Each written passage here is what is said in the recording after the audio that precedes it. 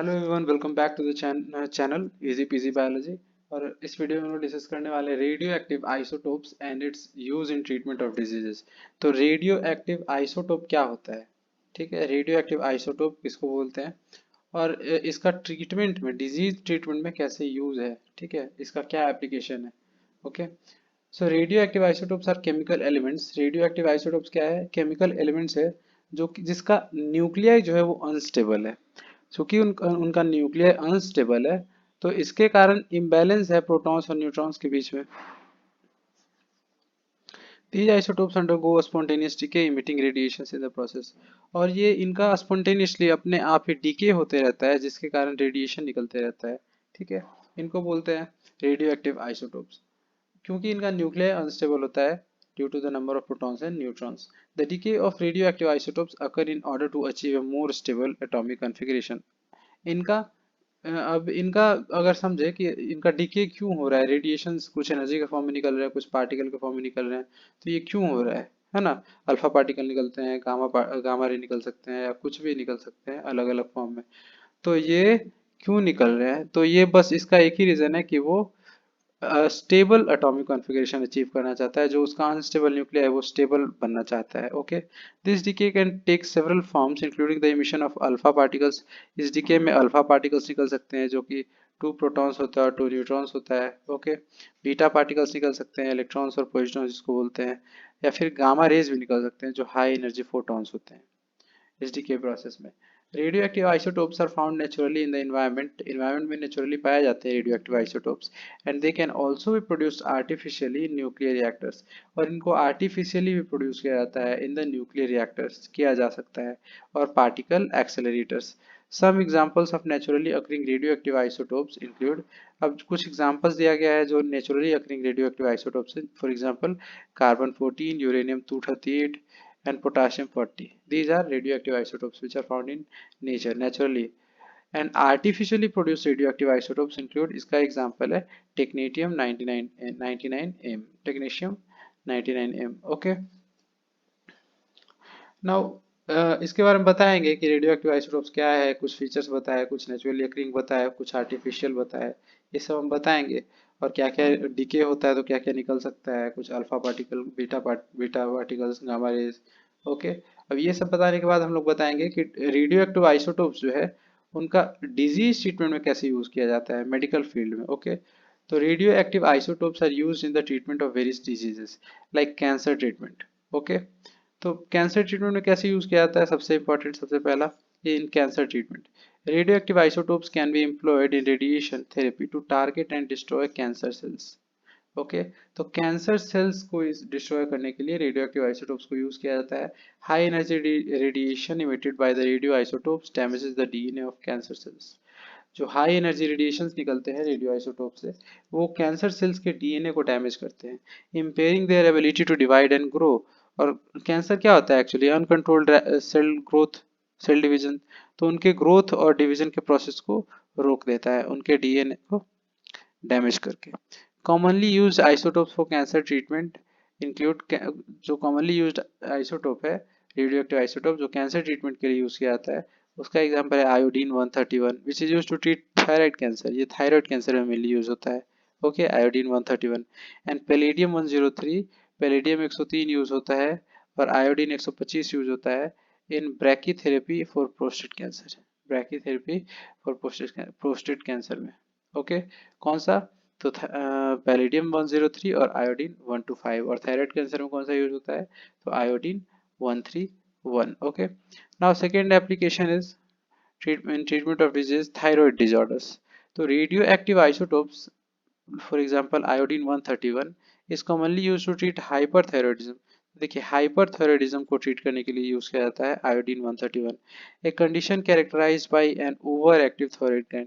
ये क्यों होता है? ओवर एक्टिव थायराइड ग्लैंड के कारण हाइपरथायरॉयडिज्म होता है। इसको कंट्रोल करने के लिए आयोडीन 131 यूज किया जाता है। The isotope is taken orally. इस आइसोटोप को ओरली लिया जाता है, and the radiation selectively destroys the over active thyroid tissues while sparing healthy thyroid cells। Okay, और इनको ओरली लेने के बाद ये किस तरीके से काम करते हैं? तो ओवर एक्टिव जो थायराइड टिश्यू है उनको ये सेलेक्टिवली मतलब कि सब, सेलेक्टिवली का मतलब होता है कि जो जरूरत है वही सेलेक्ट करके उनको किल करता है, और बाकी जो नॉर्मल सेल्स है, वो नॉर्मल थायराइड सेल्स है, उनको कुछ नहीं करता, उनको स्पेयर कर देता है। थर्ड है pain management. So what is in pain management, क्या इनका एप्लीकेशन है? तो some radio isotopes such as strontium 89 और samarium 153 are used to alleviate bone pain in patients with metastatic cancer that has spread to the bones. Okay, these isotopes are injected in the bloodstream and their radiation targets and reduces the activity of cancer cells in the bone, thereby reducing pain. तो ये bone cancer के लिए use किया जाता है, ठीक है। Neurological disorder, radioactive isotopes, fourth number है neurological disorders. Radioactive isotopes can be used in neurosurgery to treat certain neurological condition. तो रेडियो एक्टिव आइसोटोप्स को न्यूरो सर्जरी में भी यूज किया जा सकता है, न्यूरोलॉजिकल सेवरल न्यूरोलॉजिकल कंडीशंस में। Okay, such as Parkinson's disease, Parkinson's disease में इसको यूज किया जाता है। और essential tremor, for example a radio isotope called thallium 201, thallium 201 जो है, उसको यूज किया जाता है to locate the area of brain responsible for causing tremors, कि ब्रेन का वो कौन सा एरिया है जो ट्रेमर्स के लिए रिस्पॉन्सिबल है, इस चीज को फाइंड आउट करने के लिए थैलियम 201 का यूज किया जाता है, allowing surgeons to target and destroy the problematic brain, जिसके कारण सर्जन्स को पता चलता है कि टारगेट कहाँ पे है और उसको कैसे ठीक करना है, या फिर प्रॉब्लमेटिक हो गया वो ब्रेन, उसको किल कर देना है, डिस्ट्रॉय कर देना है using focal radiation. Okay doctor लोग, ओके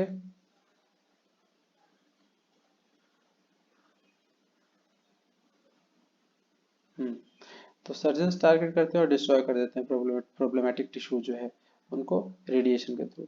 अब देखिए fifth number, radio pharmaceuticals.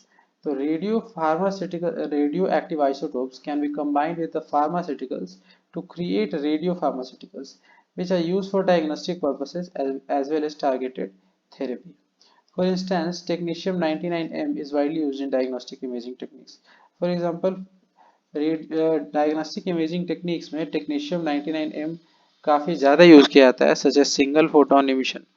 For example single photon emission, computed tomography, ये भी एक टेस्ट है, computed tomography SPECT, to visualize and assess organ function. Okay, it is important to note that the specific use of radioactive isotopes in the treatment of diseases depends on the type and stage of the disease. अब देखिए radioactive isotope को use किया जा रहा है, वो depend करेगा कि कौन सा डिजीज है और उसका स्टेज कौन सा है, कितना सीरियस हो गया है कि क्या अभी स्टार्टिंग स्टेज है, as well as the patients overall, और पेशेंट के ओवरऑल हेल्थ पे भी डिपेंड करेगा। These treatments are administered by medical professionals, ये सारे ट्रीटमेंट जो है मेडिकल प्रोफेशनल के द्वारा किए जाते हैं, with expertise in the nuclear medicine, जिनको न्यूक्लियर मेडिसिन में भी एक्सपर्टाइज होता है, एंड रेडिएशन ऑन्कोलॉजी, और रेडिएशन के कारण कैसे कैंसर का स्टडी, जो कैंसर के सारे रीजन से रिस्पॉन्सिबल रेडिएशन के कारण, तो ऑन्कोलॉजी उनको बोलते हैं। ओके, तो इस चीज़ पे भी उनका डिटेल्ड स्टडी रहता है, डिटेल्ड नॉलेज रहता है, to ensure safe and effective therapy, तभी वो सेफ और इफेक्टिव थेरेपी करवा पाएंगे, क्योंकि ये रेडिएशंस काफ़ी ज़्यादा हाई एनर्जी है, तो उनको ऐसे बिना एक्सपर्ट हैंड के हम लोग नहीं यूज़ कर सकते हैं। It is important to handle radioactive isotopes with care due to their potential health risk. उनसे अगर हम केयर से नहीं हैंडल करते हैं तो उनसे पोटेंशियल हेल्थ रिस्क भी हो सकता है। Exposure to high level of radiation can damage cells, ठीक है। अब हाई लेवल ऑफ रेडिएशन से अगर एक्सपोजर होता है तो वो सेल्स को डैमेज कर सकते हैं, टिश्यूज को डैमेज कर सकते हैं, and leading to the adverse health effects, और बुरा से बुरा हेल्थ इफेक्ट्स निकल के आ सकता है। Proper safety precautions and regulations are in place to ensure the safe handling, storage and disposal of radioactive materials. तो इस चीज़ के लिए प्रॉपर प्रिकॉशन रेगुलेशन भी है उस जगह, ठीक है, कि उसको कैसे सेफ हैंडलिंग करना है रेडियो एक्टिव आइसोटोप को, उसको कैसे डिस्पोजल करना है। ओके, ये सारे चीज़, तो ये रहा हमारा रेडियो एक्टिव आइसोटोप के बारे में, और उनका कैसे वेरियस डिजीज को ट्रीट करने में उनका हेल्प है, उनका यूज़ है, ये जो कि बहुत अच्छे से आई होप कि आपको समझ में आ गया होगा, इसमें कुछ वैसा हार्ड है नहीं। क्या क्या था एप्लीकेशन, तो कैंसर ट्रीटमेंट, थायराइड डिजॉर्डर्स में, पेन मैनेजमेंट में, न्यूरोलॉजिकल डिजॉर्डर्स में, रेडियो फार्मास्यूटिकल्स में, ये सब। ओके, तो मिलते हैं किसी नेक्स्ट वीडियो में। Thank you for watching the video, and if you like the video do like it, and you can also subscribe the channel. Bye bye.